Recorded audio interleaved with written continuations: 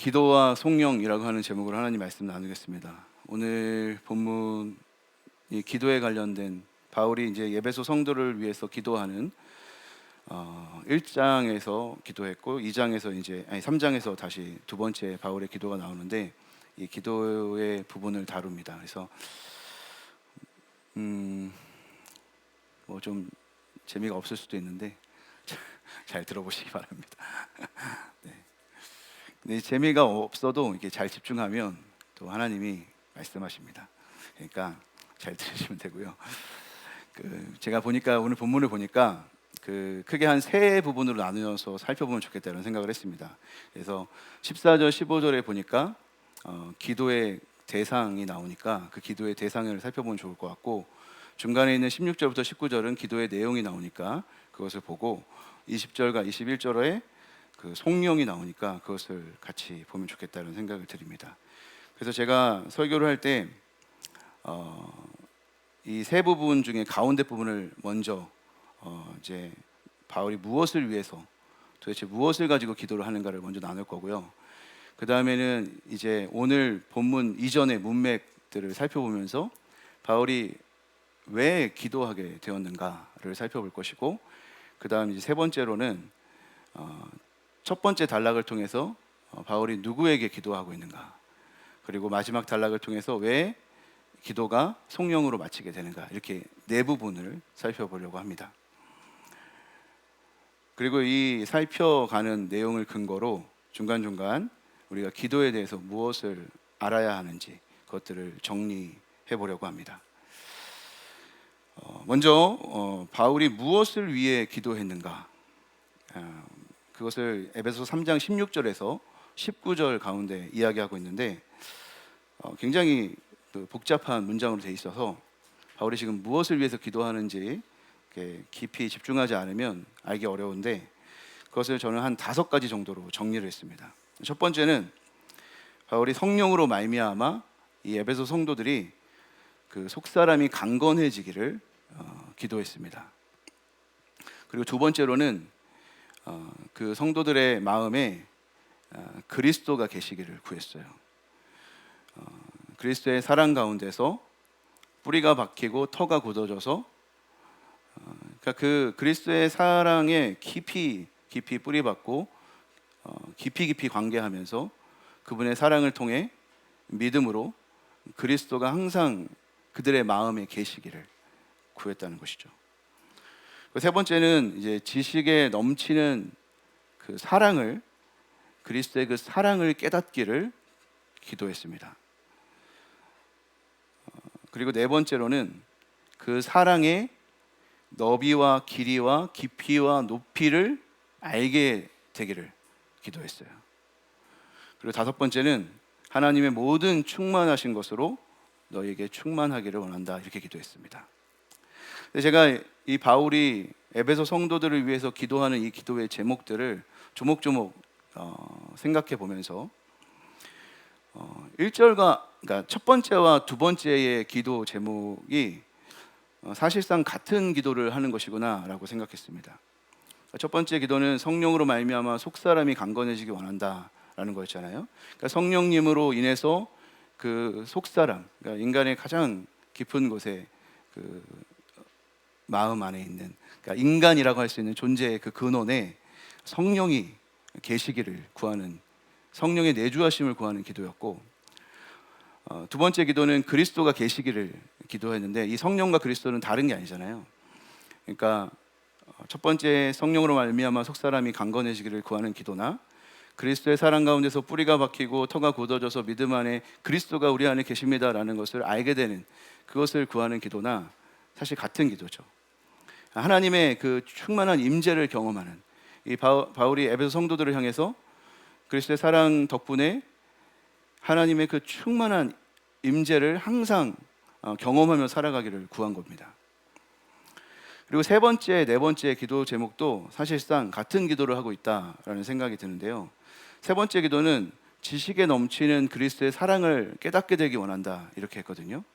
그러니까 지식에 넘치는 그리스도의 사랑이라고 하는 것은, 그러니까 우리가 그리스도의 그 사랑을 지식적으로 아는 정도로 아는 것이 아니라 그래서 넘치는 사랑이, 넘치는 그 지식에 넘치는 사랑이니까, 그러니까 경험하고 그리스도를 맛보아 알게 되는 그 사랑, 그거를 성도들이 알기를 원하는 거죠. 그리고 네 번째도 모든 성도와 함께 그 사랑의 너비와 길이와 깊이와 높이가 어떠함을 알기를 원한다. 그러니까 하나님의 그 거대한 사랑을 얘기하는 거잖아요. 하나님의 넓으신, 그리고 영원하신, 높으신, 깊으신 그 거대한 사랑을 어떻게 알기를 원하냐면, 함께, 모든 성도와 함께, 서로 성도들끼리 함께함으로 그것을 계속 깨닫기를 원하는 거예요. 그러니까 그냥 지식적으로 이 사랑을 알기를 원하는 게 아니라, 성도들이 살아가면서 그리스도의 사랑으로 서로를 사랑해 가는, 함께 있음으로, 사랑을 실천함으로 그 사랑을 알기를 원한다는 거예요. 그러니까 세 번째나 네 번째나 지식에 넘치는, 하나님을 맛보아 아는 사랑을 경험하는 그런 기도를 올려드리고 있는 겁니다. 그리고 다섯 번째 기도 제목은 하나님의 모든 충만하신 것으로 너희가 충만해지기를 원한다라는 것인데, 사실 하나님이 그리스도를 통해 우리를 교회로 부르셨을 때 교회를 그의 몸이라고 했고 그의 충만이라고 했습니다. 그러니까 교회로 부르심을 받은 우리는 그의 충만인 거죠, 이미. 그런데 바울은 에베소 성도들을 향해서 하나님의 충만이 너희에게 경험되기를 원한다, 이렇게 기도를 하고 있습니다. 그렇게 말하니까 뭔가 에베소 성도들이 성령 충만하지 않거나 하나님을 알지 못하거나 하는 것처럼 느껴질 수 있는데, 사실 이것은 그렇지 않죠. 예수 그리스도를 한번 영접한 사람, 그 사람은 언제나 성령을 모시고 사는 사람이죠.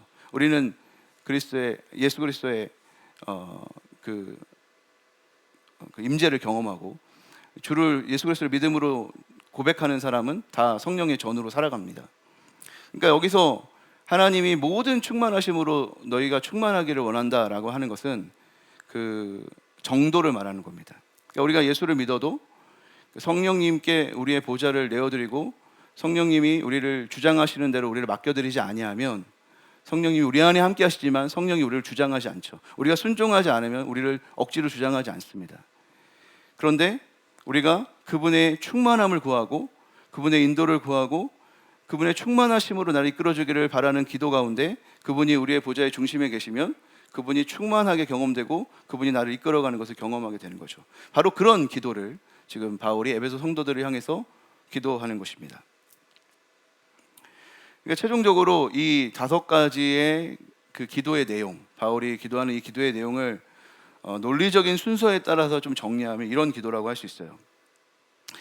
그리스도의 사랑 안에서 모든 성도가 함께 서로 사랑을 실천하면서 지식에 넘치는 하나님의 그리스도의 그 사랑을 알고, 그 사랑의 넓이와 길이와 깊이와 높이의 어떠함을 그 실천 가운데, 그리스도의 사랑을 서로에게 적용하는 가운데 맛보아 알기를 원하고, 그리함으로 하나님의 그 임재, 보이지 않는 하나님의 임재, 그리고 하나님이 우리를 이끌어 가시는 그 하나님의 충만하심을 너희가 경험하기를 원한다, 이렇게 기도하는 겁니다. 그러니까 바울이 에베소 성도를 향해서 구하는 기도의 핵심이 무엇인지 알겠죠? 바로 그 하나님을 실제로 만나고 그 하나님의 임재를 경험하며 그 그리스도의 사랑을 실천하며 살아가는 그런 사람이 되기를 기도하는 겁니다. 여러분, 이 바울의 그 기도 제목 보면서 무슨 생각이 드시나요? 저는 이 바울의 기도 제목을 보면서 이런 생각이 들었어요. 바울의 기도의 제목에는 우리가 흔히 기도하는 기도의 제목이 포함되어 있지 않구나라고 생각했습니다. 흔히 우리가 기도할 수 있는 이 고통스러운 상황에서 하나님 벗어나게 해주십시오, 이 어렵고 힘겨운 질병과 어려움 속에서부터 내가 빨리 벗어나게 해주십시오, 하나님 내가 너무나 힘들고 어렵습니다, 불안합니다, 나를 고쳐주십시오 라고 하는 기도의 제목이 하나도 없다는 거예요. 그의 기도 제목은 오로지 하나님의 임재를 경험하기 원한다는 것이었고, 그리스도의 그 사랑을 따라서 정말 서로 사랑하면서 하나님의 사랑과 임재를 충만하게 경험하는 그런 삶을 우리 성도들이 살기를 원합니다 라고 기도하고 있다는 거죠. 저는 우리가 우리의 어떤 필요를 위해서 기도하는 것이 절대로 잘못되었다고 생각하지 않습니다. 저는 기도가 화려한 언변을 통해 고상해 보이는 어떤 활동을 하는 것이 아니라고 생각해요. 우리는 바울처럼 이렇게 멋지게 기도하지 못할 수 있습니다. 우리는 필요한 것을 하나님께 구할 수 있고, 그런 기도를 통해 하나님은 모두 듣고 응답해 주십니다. 기도는 어려운 것이 아니에요. 우리는 자녀고 우리 아버지 하나님께 우리가 필요한 것을 구하면 되는 겁니다. 그게 기도가 맞아요. 그렇지만 제가 여러분에게 말씀드리고 싶은 것은, 이 바울이 에베소 성도들을 위해서 기도할 때 구하는 그 기도의 내용이 그것이 맞잖아요. 그렇게 할 수 있잖아요. 그 긴급한 필요를 위해 기도할 수 있는데 그런 내용으로 채워져 있지 않다는 것을 생각해 보는 거예요. 왜 그렇게 하실까? 왜 그렇게 할까?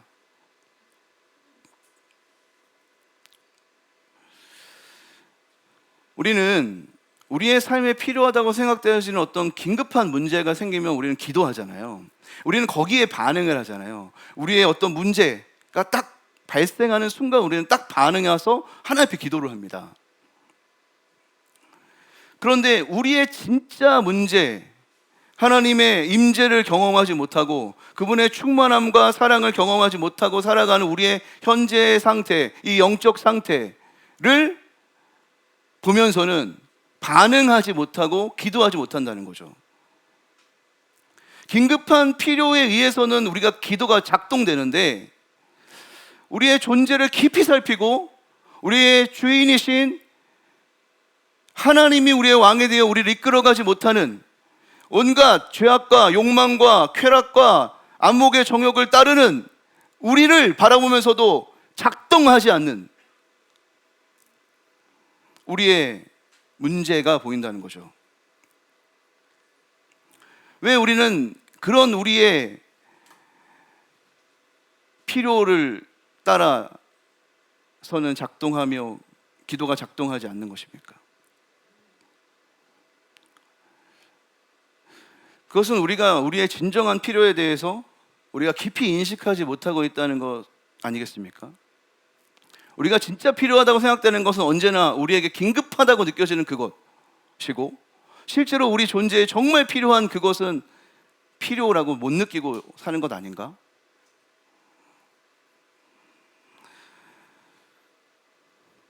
우리는 정말 구해야 할 것을 구하지 못하고 있는 것은 아닌가? 그런 생각이 듭니다. 저는 이게 우리의 기도가 깊이 들어갈 만큼, 우리의 진정한 필요에 대해서 깊이 느끼고 간구할 만큼 오래 깊이 기도하지 않기 때문에 일어나는 일이라고 생각합니다.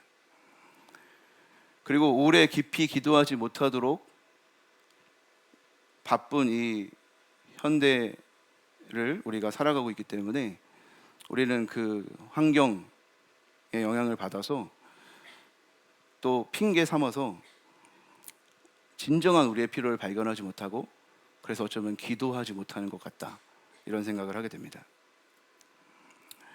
그러니까 여러분, 저는 오늘 이 바울이 기도하는 이 기도의 내용을 살펴보면서 여러분에게 이렇게 도전하고 싶은 거예요. 여러분의 속사람의 강건함을 위해서, 우리의 존재의 깊은 필요를 위해서, 하나님, 그 하나님의 임재와 그 충만한 사랑을 늘 맛보아 알며 경험하며 살아가는 그 삶을 위해서 시간을 내어 깊이 기도하고 집중하여 기도하는 시간을 마련하시게 되기를 바랍니다. 금요 기도회를 활용해도 좋고, 또 앞으로 있을 고난주간 특별 새벽 기도회를 활용해도 좋고, 홀로 예배당을 찾아와서 기도해도 좋습니다. 부디 우리의 진정한 필요이신 하나님의 임재와 그 충만함을 간절하게 구할 수 있게 되기를 주님의 이름으로 축복합니다. 두 번째로는 바울은 왜 기도하게 되었을까? 이것을 우리가 문맥을 살펴보면서 생각해 보려고 합니다. 이 오늘 본문 3장 14절은 이러므로 이렇게 시작합니다. 이러므로 내가 하늘과 땅에 있는 각 족속에게 이렇게 시작하는데 3장 1절을 보면 3장 1절에도 이러므로 라는 말로 시작합니다. 학자들은 바울이 2장까지의 내용을 정리한 다음에 이제 3장 1절부터 사실 3장 14절의 내용을 쓰려고 했다는 거예요. 그러니까 2장의 내용이 이제 하나님이 우리를 교회로 부르셨다, 그리고 교회를 통해 무엇을 하시겠다라고 하는 그런 내용이었잖아요. 그러니까 그것에 근거해서 에베소 성도들이 교회니까 바울이 그 교회를 위해서 기도하려고 했었던 거죠. 그래서 3장 14절이 원래 나와야 된다는 거예요. 그런데 3장 1절에 이러므로 하고 기도, 사도 바울이 이제 에베소 성도를 위해서 기도하려고 했는데 중간에 바울이 어떤 필요성을 느껴서 바울이 하나님의 부르심을 받아 사도가 된 것과 그 계시를 통해 알게 된 그 비밀의 내용을 통해 하나님의 그 선교의 계획을 말하는 것이 좋겠다 생각을 해서 1절부터 13절을 부연 설명처럼 들어가게 했다는 거예요. 그래서 3장 1절에 이러므로 하고 바울이 하나님 앞에 기도하려고 하는 것을 한번 멈추고 다시 이러므로라는 똑같은 말을 통해서 이제 기도를 14절부터 시작한다는 거죠. 이 말을 왜 말씀드리냐면 이 기도가 무엇을 말하고 무엇 때문에 바울이 기도하게 되는가를 말해주기 때문에 그렇습니다. 2장에서의 내용과 그리고 3장 1절부터 13절에 끼어들어온 바울의 부언 설명이 이 기도를 하게 되는 배경이라고 우리가 파악해야 된다는 거죠. 그럼 두 가지 내용을 살펴봐야 되는데 첫 번째 2장의 내용은 뭐냐면 아까 잠깐 설명드렸던 것처럼 그리스도께서 화해 사역을 통해서 이 성도들에게 새로운 정체성을 부여해 주셨죠. 그것은 포이에마, 그렇죠? 원래 죄와 허물로 죽을 수밖에 없었던 자를 하나님이 사랑하셔서 그리스도의 사랑으로 그들을 구원해 주셨고 그들은 이제 쓸모없는 자, 저주를 받아 마땅한 자, 진노를 받을 수밖에 없는 자가 된 것이 아니라 그리스도 안에서 구원받아서 그들은 이제 하나님의 작품으로 선한 일을 절대 할 수 없고 하나님을 등질 수밖에 없었던 그들이 이제 하나님의 선한 일을 하는 하나님의 작품 포이에마로 부름받게 되었고, 또 하나 하나님의 화평의 사역, 유대인과 이방인의 막힌 담을 다 무너뜨리는 그 화평의 사역을 통해서 이 하나님의 교회는 하나님의 가족으로 새롭게 부름받게 되었고, 또 하나님이 새롭게 짓는 성전, 하나님께서 새롭게 거하실 처소로서의 공동체로 교회로 그들이 부름받았다, 이런 얘기를 2장에서 했습니다. 그리고 그 교회로 에베소 교인들이 부름받았으니까 기도하려다가 3장의 내용을 한 번 더 얘기하는데 3장에서 사도 바울은 뭐라고 얘기하냐면 이 하나님께서 이 놀라운 하나님의 선교 계획을 아는데 나를 불러주셨고 이방인의 사도로 내가 이렇게 부름받아 교회를 위해 복음을 전하는 일, 그리스도를 알리는 일에 내가 이제 쓰임받고 난 그런 직분을 가지고 있다, 이런 얘기를 하죠. 그러니까 이 3장 1절부터 13절의 내용은 뭐냐면 하나님께서 하나님의 나라를 이뤄가기 위한 하나님의 목적과 그 계획 안에서 교회가 어떻게 쓰임받게 되는지를 이야기하는 거였어요. 그리고 나서 이제 이러므로라고 얘기했으니까 자기가 왜 기도하는지를 이제 얘기하는 거죠. 이 두 가지 내용이 자기를 기도하게 만들었다라는 거예요. 무슨 말이냐면 하나님이 우리를 교회로 부르신 것과 그리고 나를 그 교회를 통해서 하나님이 하실 일들 가운데 부르셔서 그 목적을 알려주셨기 때문에 나는 너희들을 위해서 기도한다는 거예요. 내가 너희들을 위해서 무릎을 꿇고 간절히 기도한다는 거예요. 이게 무슨 말이냐면 바울이 기도한 기도의 이유가 무엇에 대한 반응이었냐 이거예요. 그것은 하나님의 부르심과 그 부르심의 목적을 생각하면서 그 목적을 생각하다가 기도가 터져 나왔다는 거예요. 바울이 에베소 성도를 향해서 기도하는 그 기도가 이 교회를 향한 하나님의 부르심이 어떠한 것인지 알고 그 교회를 통해서 하나님이 이루어가실 일들을 알게 되니까 이 에베소 성도를 위해서 기도할 수밖에 없어서 이러므로 나는 기도한다, 이렇게 말하는 거예요. 그러니까 여러분, 이 기도가 어떻게 시작되고 있는지를 보셔야 되는 거죠. 기도는요, 우리가 흔히 생각하는 것처럼 너무너무 하기 싫은데 기도하면 안 되니까 억지로 하게 되는 종교적 의무가 아니라는 거예요. 기도는 하나님이 우리를 불러주셨다고 하는 그 부르심의 확신과 그것을 통해서 하나님이 하실 일들을 알게 되는 자가 마땅히 고백하고 구할 수밖에 없는 것이 기도다, 이렇게 말하는 거예요. 우리의 부르심이 확실하고 그 부르심을 통해서 하나님이 하실 일이 확실하면 성도는 기도하는 거예요. 성도는 교회를 위해 기도할 수밖에 없는 거예요. 그게 기도라는 거죠. 여러분, 무엇에 반응하고 있습니까? 하나님이 여러분에게 알려주시는 그 여러분을 향한 부르심과 하나님의 놀라운 계획을 여러분이 아셔서 그것에 반응으로 기도하는가? 아니면 나는 나의 필요를 따라, 긴급한 필요를 따라 반응하며 기도하는가? 기도는 하나님이 우리에게 알려주시는 것에 대한 반응입니다. 하나님께서 뜻을 나타내시면 자녀된 우리는 그 뜻을 알고 기뻐하며 그 뜻을 구하게 되는 것이죠. 기도는 너무나 자연스러운 성도의 반응입니다. 기도를 어려운 것이라고 생각하면 안 됩니다. 기도는 당연한 반응이에요. 하나님이 하시겠다고 하는 것에 대한 믿음과 소망의 반응입니다. 하나님의 뜻을 이루어 주시기를 원합니다. 하나님의 뜻이 이루어지기를 원합니다. 바로 여기서부터 기도가 출발해야 합니다. 이 말은 기도를 억지로 하지 말라는 겁니다. 기도하는 척 중언부언하지 말라는 것입니다. 그냥 누군가에게 보이기 위해, 잘 보이기 위해 기도하지 말라는 것입니다. 기도의 시작은 어디에 있냐? 하나님을 아는 데 있는 것이고, 하나님의 부르심을 아는 데 있는 것이고, 하나님이 부르심을 통하여 우리에게 소망 갖고 계신 하나님의 그 목적을 알려주실 때 그 기도가 출발될 수 있다는 것을 우리에게 말해주고 있는 것이죠. 그러니 여러분, 기도하기 원하십니까? 그러면 여러분들이 큰 맘 먹어서 되는 것이 아니라 하나님께 가까이 나아가야 되는 겁니다. 하나님의 말씀을 읽고 그 말씀을 듣고 그 말씀을 쓰고 묵상하면서 하나님을 알고 하나님의 목적을 알고 나를 부르심을 알아야 기도가 터져 나오는 거예요. 기도하기 원하시는 분들, 주님의 말씀을 듣는 자리로 가시게 되기를 주님의 이름으로 축복합니다. 세 번째로는 바울은 누구에게 기도하는가? 그것을 그 첫 단락에서 우리 살펴보기 원하는데, 우리 3장 14절 15절에 우리 같이 한번 읽겠습니다. 14절 15절입니다. 이러므로 내가 하늘과 땅에 있는 각 족속에게 이름을 주신 아버지 앞에 무릎을 꿇고 비노니. 그러니까 지금 바울은 누구에게 기도합니까? 아버지, 그렇죠? 하늘과 땅에 있는 각 족속에게 이름을 주신 아버지에게 기도하고 있어요.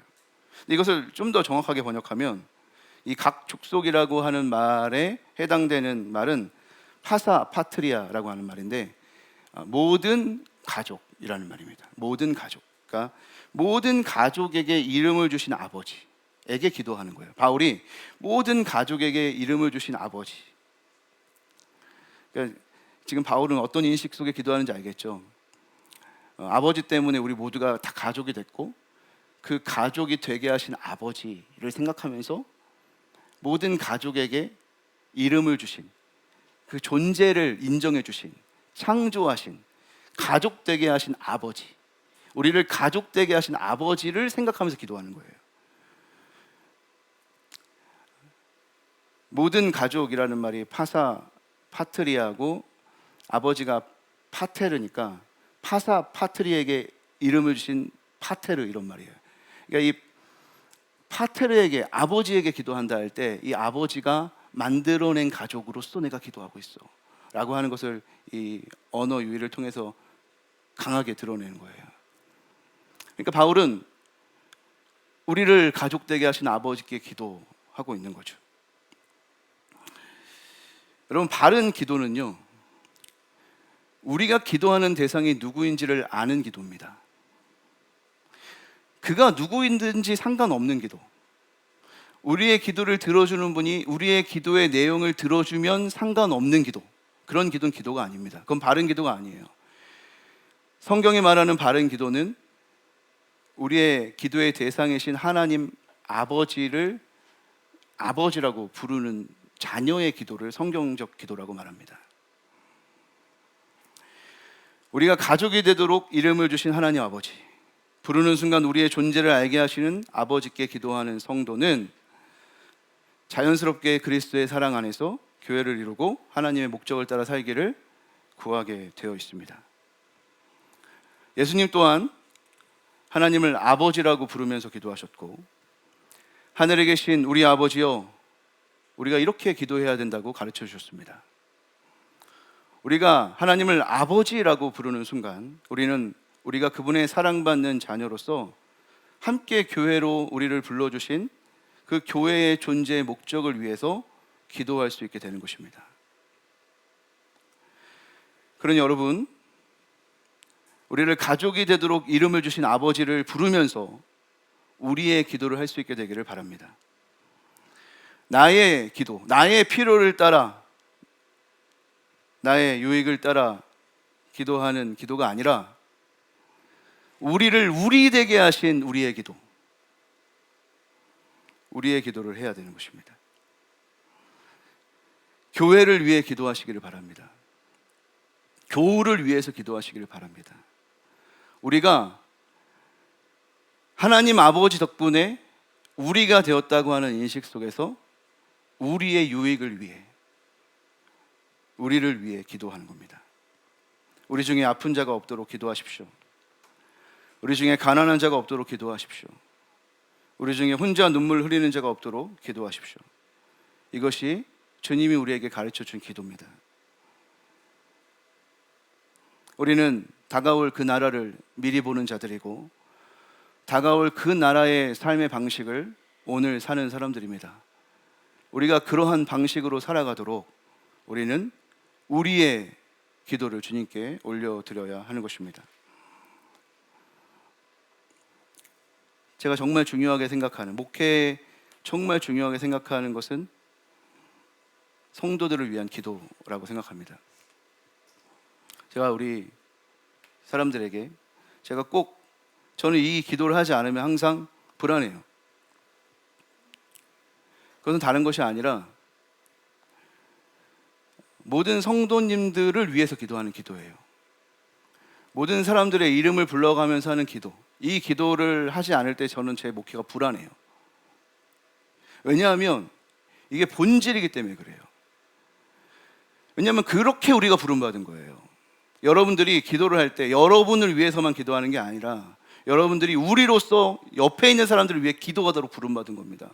우리가 그렇게 교회로 부름받은 거거든요. 사실은 우리가 함께 모여서 공동체로 하나님 앞에 예배하는데 서로를 위해 기도해 주지 않는다는 것은 말이 안 되는 겁니다. 그건 신앙생활이 아니에요.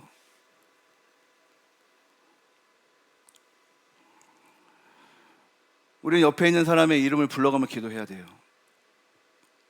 우리가 함께 잘 살도록, 우리가 함께 행복하도록 우리의 기도를 회복해야 됩니다. 마지막으로 바울은 기도를 마치면서 왜 성령으로 마치는가를 살펴보기를 원합니다.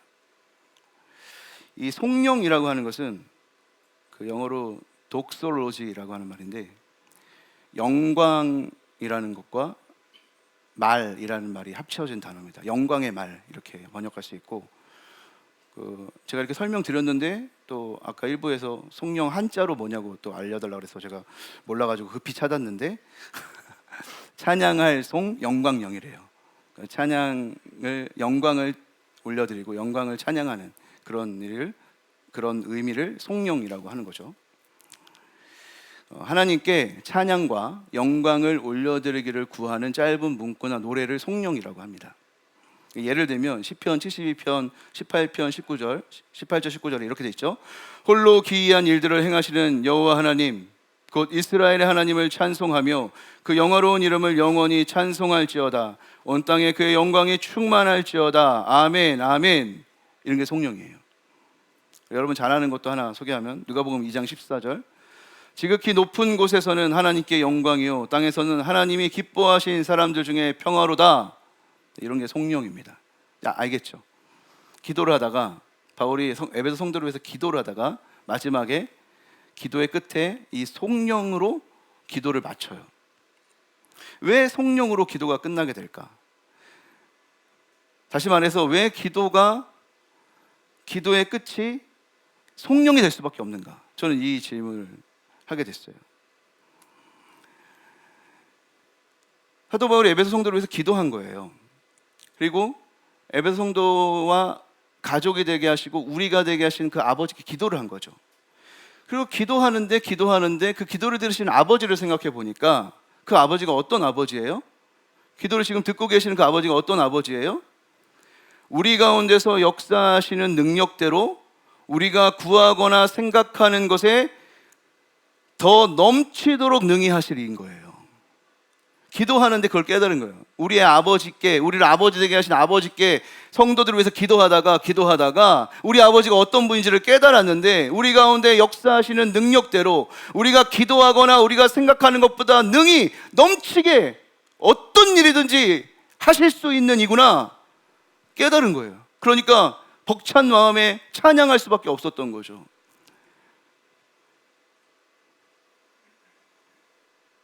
기도는 이론으로 접근하면 굉장히 오해가 많이 쌓일 수 있습니다. 기도를 이론으로 이렇게 접근해 가다 보면 하나님은 구해도 안 주실 수 있는 이가 되고 구하거나 안 구하거나 하나님 맘대로 하는 것처럼 느껴집니다. 그래서 기도를 이론으로 접근하는 사람은 기도를 할 수가 없어요.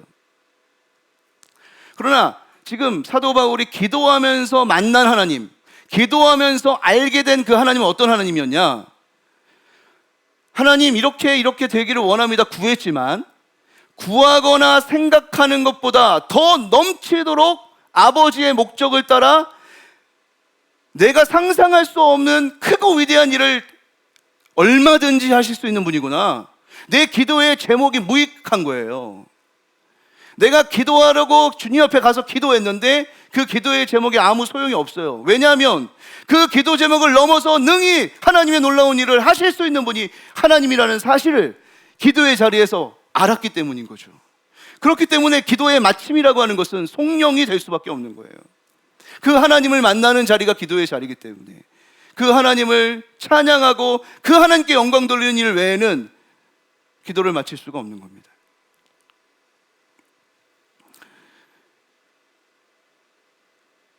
그리스도 안에서 교회 안에서 그에게 대대로 영원 무궁토록 그에게 영광이 있을지어다. 여러분, 우리는 기도를 통해 하나님을 알게 되고 더 깊이 하나님을 신뢰할 만한 분으로 깨닫게 됩니다. 그런 여러분이 만약에 기도하시는데도 기도하고 나서도 다시 의기소침해진다면 그것은 잘못된 기도입니다. 그때는 더욱 기도해야 되고 더 기도해야 됩니다. 여러분이 기도했는데도 걱정과 근심이 끊이지 않는다면 우리가 구하거나 생각하는 것에 능히 넘치도록 하실 그분이 우리를 만나 주실 때까지 깊이 그분께 나아가 기도해야 됩니다. 내 기도의 제목이 상관없어질 때까지. 우리가 원하는 방식으로 응답되지 않더라도 우리 하나님은 넘치도록 그 어떤 방식을 통해서라도 능히 우리에게 또 하나님에게 하나님의 목적을 위해 얼마든지 하실 수 있다고 하는 그 믿음, 그 믿음으로 이 기도가 끝나야 하는 것이죠. 믿음은 기도를 하게 하고 기도는 믿음을 증대시킵니다. 기도의 시작이 그리스도께서 우리를 그리스도를 알리기 위해